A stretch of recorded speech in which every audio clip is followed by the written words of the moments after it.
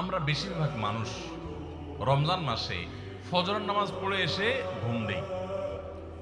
আপনার যদি রাতে ঘুম না পুরে আবার দিনে ডিউটি থাকে, ঘুম একটু যদি যাওয়াই লাগে, তো ফজরের পর পর ঘুমাবেন না।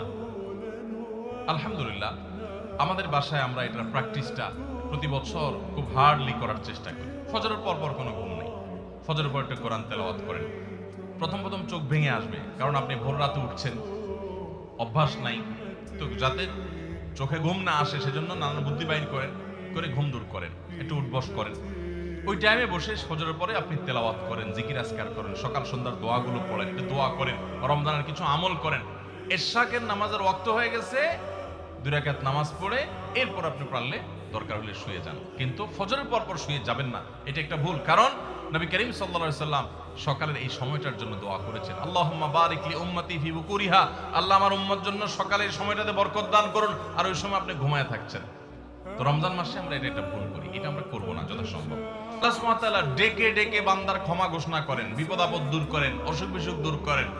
এই সময়টা হলো রাতের শেষ প্রহর, ফজরের আগের সময়টা, তাহাজ্জুদের সময়টা। 11 মাস ধরে আমরা নানা ব্যস্ততার অজুহাতে আমাদের তাহাজ্জুদ পড়ার সুযোগ হয় না, ভোর রাতে ওঠার সুযোগ হয় না। ভাইরা আমার, রমাদানের মাস, আপনি তো সাহরি খেতে প্রায় প্রতিদিনই উঠছেন। আপনার যেহেতু সাহরি খাওয়ার উদ্দেশ্যে উঠাই লাগে, তো আপনি কেন এই মাসে সাহরির সময় ভোর রাতের এই সময়টাতে যখন আল্লাহর সাধারণ ক্ষমা ঘোষণা করেন, ওই সময়টাতে আপনি কেন শুধুমাত্র খেয়ে পরে আপনি মসজিদে চলে যাবেন ফজরের জন্য? অবশ্যই আপনি সাহরি খেতে উঠলে 2-5 মিনিট সময় বের করে বিশেষভাবে আল্লাহর কাছে দোয়ায় মনোনিবেশ করবেন। আমাদের একটা বড় ভুল হলো সাহরির এই সময়টাকে দোয়ায় আমরা মনোনিবেশ করি না। সম্ভব হলে 2 রাকাত নামাজ পড়েন, 4 রাকাত নামাজ পড়েন। সেটা যদি না পারেন, তো সাহরির খানার শেষে অথবা আগে আপনি আপনার রুমে গিয়ে লাইট বন্ধ করে নিরিবিলি জায়গায় একটু আল্লাহর কাছে হাত তুলে একটু চোখের পানি ফেলে চান, দোয়া করেন। দোয়ার এই সুযোগটা 11 মাস আপনি পান না, রমজান মাসে সাহরির উসিলায় পেয়েছেন, তো আপনি সেই সুযোগটা কেন হাতছাড়া করবেন? আমি বিনয়ের সাথে বলতে চাই, একজন মানুষের জন্য আমরা এই সুযোগটা হাতছাড়া না করি। আমি পারতপক্ষে কোনোদিন এই সুযোগটা হাতছাড়া করি না ভাইরা। যেদিন কিছুই করতে পারি না, ওইরকম দোয়া করার সময় হয়তো নাই, কোনো কারণে দেরি হয়ে গেছে উঠতে উঠতে, ওই দিন খাইতে খাইতে মনে মনে দোয়া করার চেষ্টা করি, প্লেটটা ধুইতে ধুইতে দোয়া করার চেষ্টা করি। কারণ মুয়াজ্জিন ফজরের আজান যখন দেন, ওয়াক্ত যখন হয়, তার আগ মুহূর্ত পর্যন্ত আল্লাহ তাআলা দুনিয়ার আসমানে এসে তারপরে বান্দাকে ডেকে ডেকে বলেন, আল্লাহ মিন মুবতালান, তোমাদের মধ্যে কেউ কি অসুস্থ আছো, ফাআফিয়াহু, আমি তাকে সুস্থতা দান করব। আল্লাহ মিন মুস্তাগফিরিন ফাগফির লাহ, তোমাদের মধ্যে কেউ কি আছো ক্ষমা প্রার্থনাকারী, আমি তাকে ক্ষমা করে দিব। এভাবে ডেকে ডেকে আল্লাহ তাআলা দিতে থাকেন।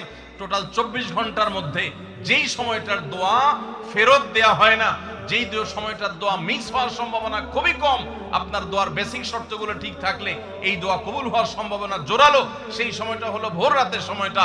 রমজান মাসে এই সময়টাতে দোয়ার যে সুযোগ তৈরি হয়, দোয়ার যে বিশাল সুযোগ আপনি পান, এই সুযোগটা হাতছাড়া করে আপনি শুধুমাত্র খেয়ে দিয়ে এই সময়টাকে পার করে দেন, এটা কখনো বুদ্ধিমানের কাজ হতে পারে না। এই জন্য রমজান মাসের ভুলগুলোর মধ্যে থেকে একটা হলো যে সাহরির সময়টাতে, ভোর রাতের সময়টাতে, দোয়া কবুলের গুরুত্বপূর্ণ সময়টাতে আমরা দোয়া তো করিই না।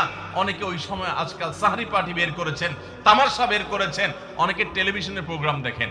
কোন চ্যানেলে সাহরির সময়ের কোন প্রোগ্রাম আমরাও মাঝে মধ্যে এগুলো আগে রেকর্ড করা থাকে। সাহরির সময় আমরা টেলিভিশনে প্রোগ্রাম করতে চাই না, আগে রেকর্ড করা থাকে, সেগুলো চলে।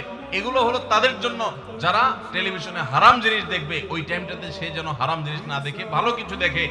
আপনাদেরকে আমরা বলবো, কখনো ওই ভোর রাতের ওই সময় ইসলামিক প্রোগ্রামও দেখতে যাবেন না। আপনি ওই সময়টাতে আল্লাহর সাথে কথা বলবেন, ওই টাইমটা ইবাদতের সময়, ওই টাইমটা দোয়া এবং রোজাদারির সময়।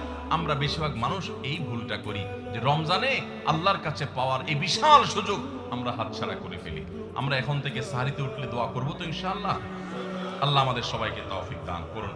অনেকে রোজা রেখে থুতু গিলাটাকে দোষণীয় মনে করেন যে রোজা রেখে বোধহয় থুতু গেলা যায় না, এই জন্য ঘন ঘন থুতু ফেলে দেখবেন অনেকে আছেন। বিশেষ করে নতুন নতুন যখন রোজা রাখে পোলাপান, তখন দেখবেন যে মিনিটে মিনিটে থুতু ফেলে। আছে না নাই? এই ঘন ঘন রোজা রাখে, আপনার থুতু ফেলে কেন? কারণ মনে করতেছে থুতু গিললে তার রোজা ভেঙে যাবে। ভাই, থুতু যদি আপনি না গিলেন, আপনি বাঁচবেন? থুতু না গিললে কেউ বাঁচবে? যতই আপনি থুতু ফেলেন, আপনার থুতু তো কিছু না কিছু ভিতরে যাবেই। যদি না যায়, গলা শুকিয়ে গেলে তো আপনি মরেই যাবেন। এই জন্য এটা একটা ভুল যে আমরা মনে করি থুতু ফেলা লাগে। রোজা রেখে রোজার কারণে এক্সট্রা কোনো থুতু ফেলার দরকার নাই। আপনার মুখে বালু চলে আসছে, একটা মশা ঢুকে গেছে, আপনি রোজা আছেন, এর জন্য ভিতরে না যায় সেজন্য থুতুটা ফেলে দিলেন, এটা ভিন্ন কথা। আপনি বেসিনে গিয়ে ফেলে আপনি একটু পানি ঢেলে দিলেন, কিন্তু রোজা রেখে ঘন ঘন থুতু ফেলতে হবে, থুতু গিলা যাবে না, এরকম কোনো কথা নাই। এটা আমাদের একটা ভুল, রমজান কেন্দ্রিক একটা ভুল। আমরা বেশিরভাগ মানুষ রমজান মাসে ফজরের নামাজ পড়ে এসে ঘুম দেই। আপনার যদি রাতে ঘুম না পুরে আবার দিনে ডিউটি থাকে, ঘুম একটু যদি যাওয়াই লাগে, তো ফজরের পর পর ঘুমাবেন না। আলহামদুলিল্লাহ, আমাদের বাসায় আমরা এটার প্র্যাকটিসটা প্রতি বছর খুব হার্ডলি করার চেষ্টা করি। ফজরের পর পর কোনো ঘুম নেই, ফজরের পর একটু কোরআন তেলাওয়াত করেন। প্রথম প্রথম চোখ ভেঙে আসবে, কারণ আপনি ভোর রাতে উঠছেন, অভ্যাস নাই।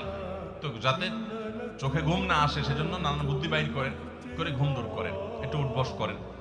ওই টাইমে বসে ফজরের পরে আপনি তেলাওয়াত করেন, জিকির আজকার করেন, সকাল সন্ধ্যার দোয়াগুলো পড়েন, একটু দোয়া করেন, রমজানের কিছু আমল করেন। এশাকের নামাজের ওয়াক্ত হয়ে গেছে, 2 রাকাত নামাজ পড়ে এরপর আপনি পারলে দরকার হলে শুয়ে যান, কিন্তু ফজরের পর পর শুয়ে যাবেন না। এটা একটা ভুল, কারণ নবী করিম সাল্লাল্লাহু আলাইহি সাল্লাম সকালের এই সময়টার জন্য দোয়া করেছেন, আল্লাহুম্মা বারিক লি উম্মতি ফি বুকুরিহা, আল্লাহ আমার উম্মত জন্য সকালের সময়টাতে বরকত দান করুন। আর ওই সময় আপনি ঘুমায় থাকছেন। তো রমজান মাসে আমরা এটা একটা ভুল করি, এটা আমরা করব না যথাসম্ভব।